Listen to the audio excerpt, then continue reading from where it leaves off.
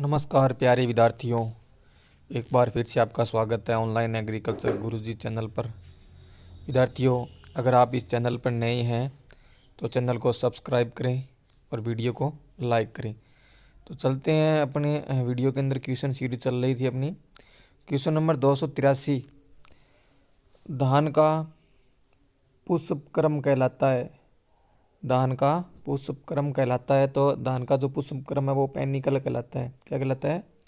Panicle. और Solanaceae क्या होता है? ये कुल है एक, ठीक है। जैसे मिर्च का, टमाटर का, बैंगन का, ये कुल एक परिवार है। हेड हेड कहते हैं हम पत्ता गोभी के जो फल होता है ना, पत्ता गोभी का खाने वाला भाग, वो हेड कहलाता है। Question number 284। Question number 284, Bengal में 1943 में भयंकर अकाल धान के किस रोग के कारण पड़ा? तो धान का जो मुख्य रोग है वो भूरी पत्ती धब्बा रोग। कौन सा रोग? ब्राउन लीफ स्पॉट, भूरी पत्ती धब्बा रोग। मोलिया रोग है वो जो में लगता है। किस में लगता है? जो में, सूत्रकृमि द्वारा, ठीक है। क्वेश्चन नंबर 285, धान का प्रमुख रोग है। धान का प्रमुख रोग है वो भूरी पत्ती धब्बा रोग भी है और ब्लास्ट रोग भी, यानी वो इसका ऑप्शन नंबर 3 सही होगा। क्वेश्चन नंबर 286, धान के खेत में जल निच्छालन को रोकने के लिए, यानी निच्छालन मतलब लीचिंग को रोकने के लिए कौन सी क्रिया करते हैं? तो इसके लिए हम करते हैं पडलिंग करते हैं। क्या करते हैं? पडलिंग करते हैं, ठीक है।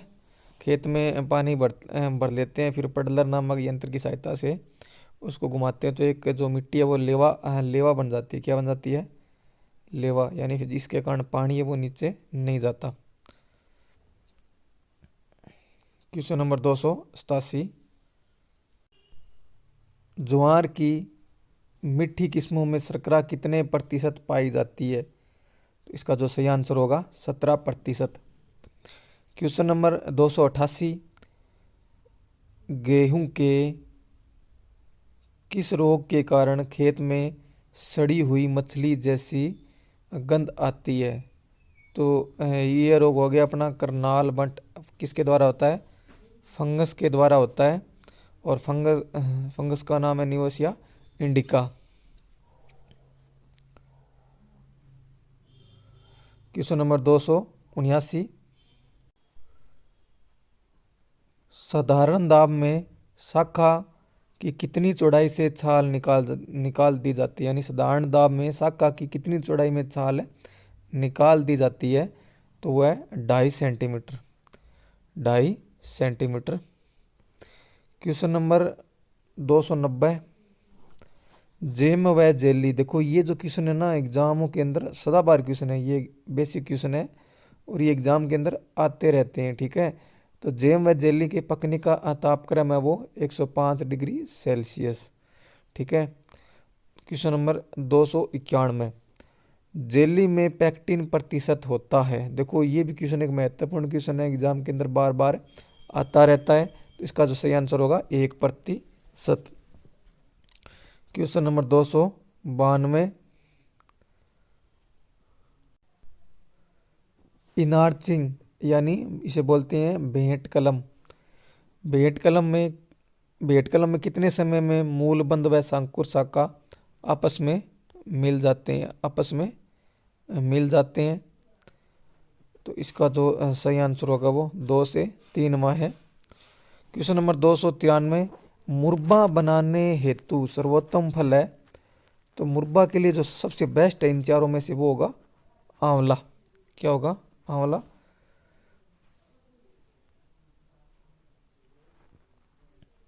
क्वेश्चन नंबर 294,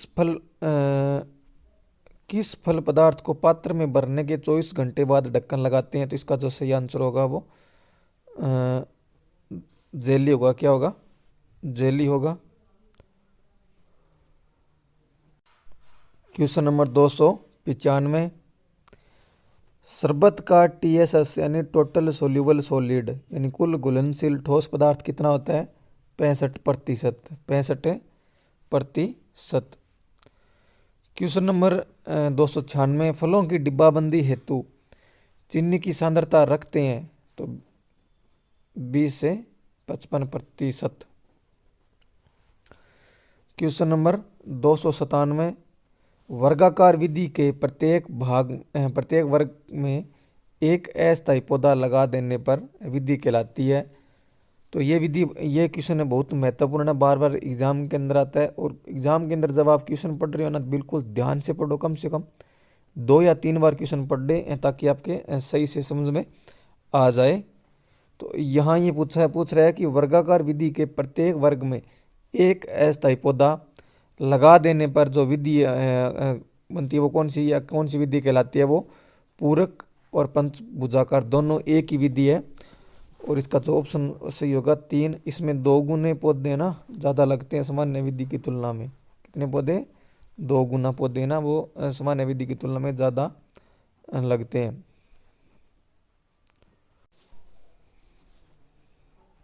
क्वेश्चन नंबर 298, सब्जी की डिब्बाबंदी में नमक का प्रतिशत होता है कितना होगा? 1%। कितना होगा? 1%। क्वेश्चन नंबर 299,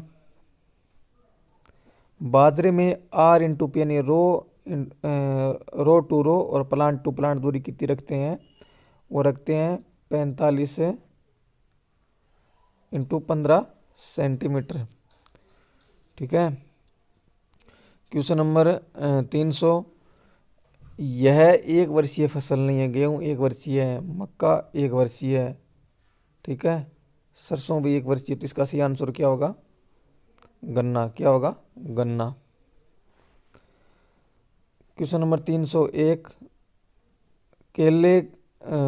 केले की वानस्पतिक प्रवर्धन की विधि है तो इसका सक्कर्स होगा। और जो तलवार सक्कर्स होता है ना, तलवार सबसे बेस्ट होता है। कौन सा होता?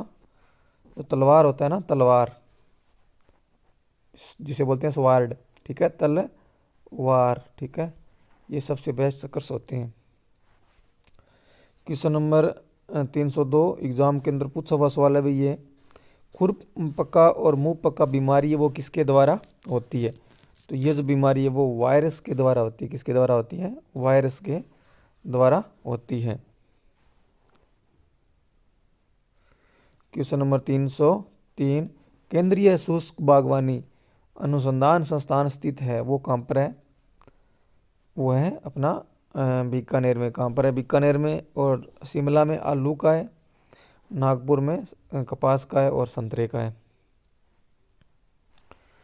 क्वेश्चन नंबर 304, केंद्रीय भेड़ अनुसंधान संस्थान, केंद्रीय भेड़ तथा ऊन अनुसंधान संस्थान कहाँ पर स्थित है? ये अविकानगर। और अविकानगर कहाँ पर है? टोंक में। कहाँ पर है? टोंक में। क्वेश्चन नंबर 305, गेहूं की फसल के लिए उपयुक्त पीएच मान है तो इसका जो सही आंसर होगा वो 6 से 7.5। क्वेश्चन नंबर 306, कृषि शब्द कौन सी भाषा से लिया गया है? ये क्वेश्चन एग्जाम के अंदर पूछा गया है।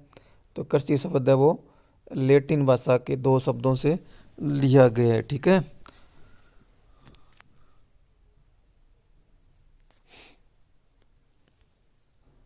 क्वेश्चन नंबर 307,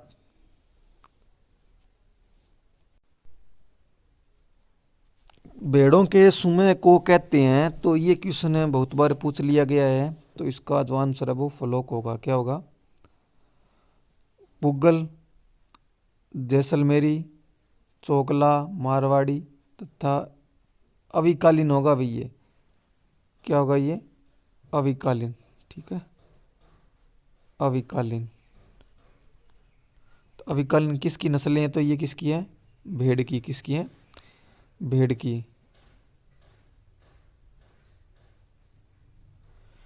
क्वेश्चन नंबर 309, तो गेहूं, ये भी सवाल पूछा हुआ है एग्जाम के अंदर। गेहूं में R/P रखती है यानी पौधे से पौधे की दूरी और लाइन से लाइन की दूरी। देखो इसका जो पौधे से पौधे की दूरी रखते हैं हमें 10 सेंटीमीटर। ठीक है। और जो लाइन से लाइन की दूरी रखते हैं 22.5 22.5 सेंटीमीटर।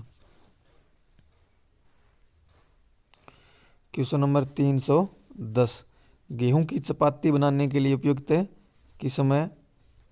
तो इसका सही आंसर क्या होगा? WH 147। क्वेश्चन नंबर 311, निम्न में से गोल्डन फाइबर के रूप में जाना जाता है। गोल्डन फाइबर रूप, तो इसको जूट को कहते हैं। अगर ये पूछ ले आपसे कि किंग ऑफ फाइबर है, तो किंग ऑफ फाइबर किसको कहते हैं? कपास को। किसको कहते हैं? कपास को। क्वेश्चन नंबर 312, वर्मी कंपोस्ट किसका उपयोग करके बनाई जाती है? देखो वर्मी कंपोस्ट है वो केचुआ द्वारा। अगर पूछ ले राजस्थान के लिए सबसे बेस्ट कौन सी प्रजाति है केचुए की? आइसिनिया, आइसिनिया फोइटिडा, फोइटिडा, ठीक है। ये राजस्थान के लिए सबसे बेस्ट प्रजाति है ये।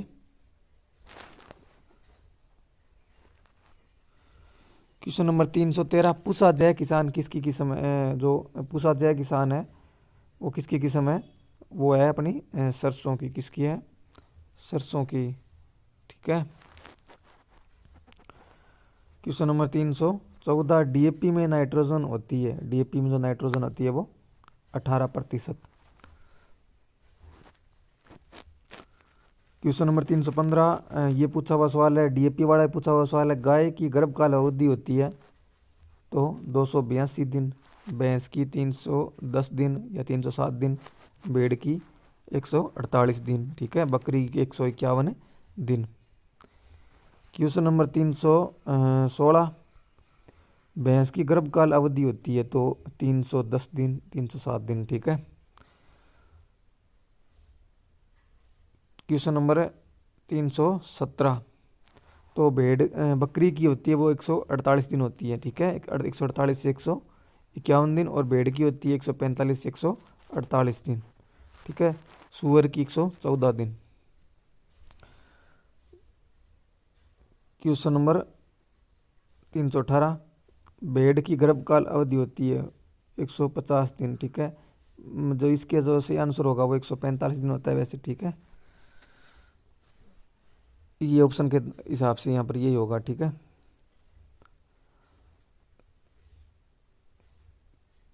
क्वेश्चन नंबर 319, ऊँट का गर्भकाल अवधि होती है, ठीक है, तो ऊँट की जो 13 महीना से ज़्यादा ही होती है, ठीक है, तो 390 से 410 दिन। क्वेश्चन नंबर 320, गाय के दूध का अपेक्षित घनत्व होता है, तो गाय के दूध का अपेक्षित घनत्व पूछा हुआ सवाल है भी, ये बहुत बार पूछ लेते हैं, 1.02828, ठीक है। भैंस का 1.032, ये भैंस का होगा।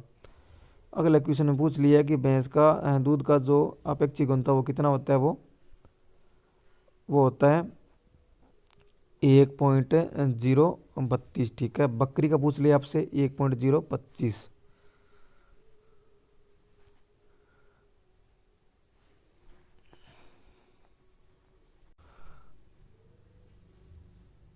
भेड़ के दूध का अपेक्षित घनत्व होता है तो 1.035 तो हो गया गाय का, ये भैंस का, भेड़ का क्या होगा? 1.035, ठीक है। अब पूछ ले सप्रेटा का कितना होता है, तो सप्रेटा का होता है